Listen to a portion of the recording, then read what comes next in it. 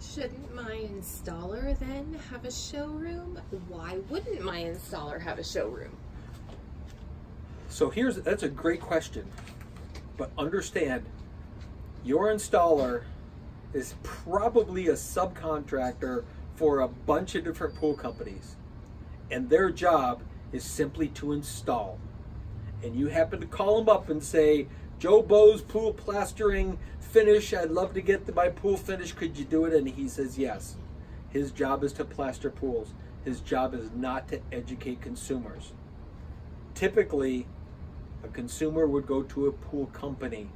An installer of a finish is very different typically than a pool company. So if you contact a pool company and they have a showroom, you could go in there and get some education because they typically have been involved with it to some point.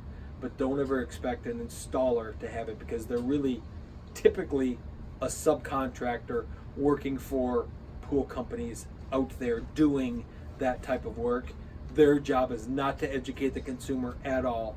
Their job is purely to install. So to get educated, you got to go to pool companies themselves that are progressive enough to have a showroom that shows all these things, or at minimum go to the wholesaler, but don't ask them questions, and that's where you can see the information.